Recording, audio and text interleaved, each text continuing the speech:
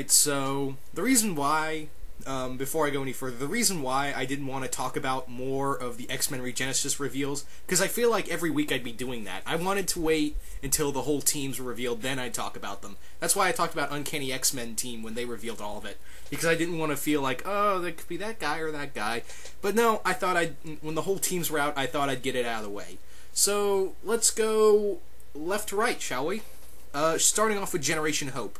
Now, unfortunately, I never read anything of Generation Hope. I don't know any of these new characters, I'm sorry. All I know is that these were some of the new mutants that Hope found during the Five Lightning story arc. So, yeah, I'm sorry I didn't read that, but like I said, I tell everyone, I've been out of X-Men a long time. I've been out of X-Men, and maybe I might pick up one or two of these new X-Men books if they can know how to do something with them right. But anyway, Generation Hope. I have no clue what any of these people are except for two, and that's Hope and Sebastian Shaw. Now, I've been actually kind of speculating of why Shaw is with the team, and it's probably not for the good reasons. I guess why Sebastian Shaw is on the team is because he hates the new Hellfire Club. I bet you he wants to get back at the Hellfire Club. As we all know, he was the original Black King.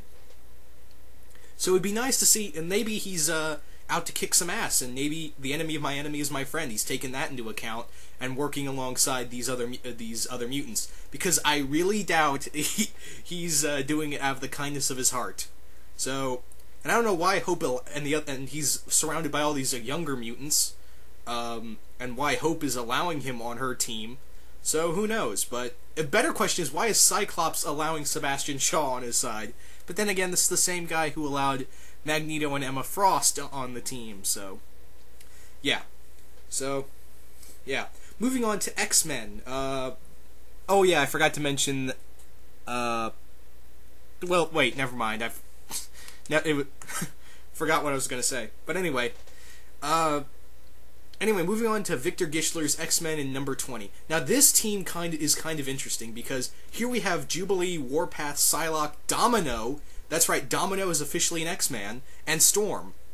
Now, the main thing is that, for those who don't know, Psylocke is still going to be on X-Force, and that means she's going to be on Wolverine's team. So a lot of people are speculating, and I'm speculating this too, is that she's going to spy on the other team. But the big question is, who's she really working for? Is she working for Cyclops, or is she working for Wolverine? That's the biggest thing right there.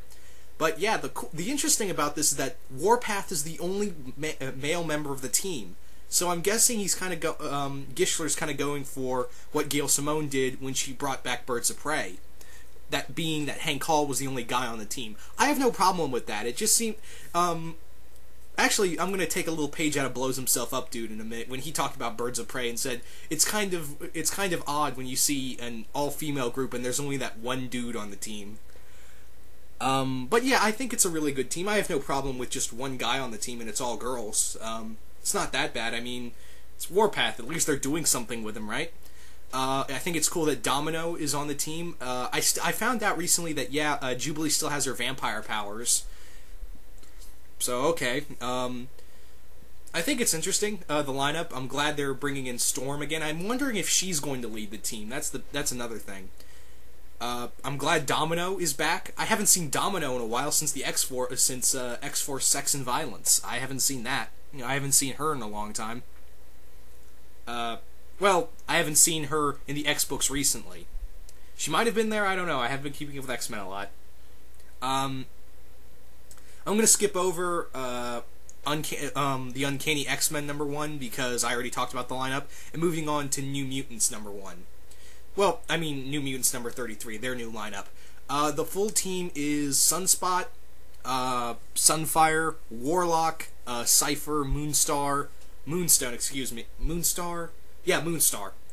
And, X-Man, Nate Gray.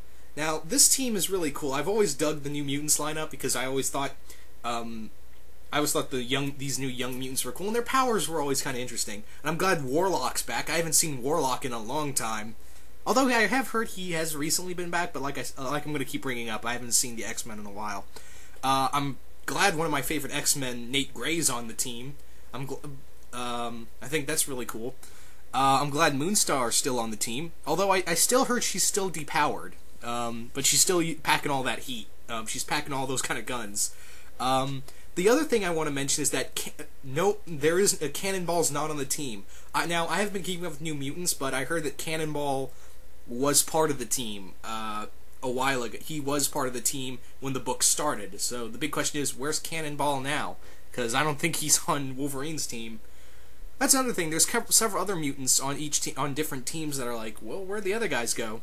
Maybe they're out doing their own thing, or maybe they just didn't want to be a part of this whole schism thing. That's my theory, that I think maybe some of the X-Men decided to quit being the X-Men and just leave. I think they just left to do their own thing. So maybe Cannonball was like that. Maybe Sam was like, you know what? I don't want to take sides. I'm leaving. Who can say? But that's just my theory. Maybe it's not the best theory, but hey. Everyone can make speculations. All in all, if I was to get an X-Men book, it probably won't be from the blue team. And keyword if I decide to get these X books, because maybe I'll get back into X-Men after Schism. But the big thing is that maybe I'm gonna pick something from the gold team, Wolverine's side. It's not because I hate Cyclops. It's not that. I still have I have respect for the character. It's just that all these numbers are kind of interesting, are just kind of like out there, and they're probably still going to have some continuity to them. That's the big thing.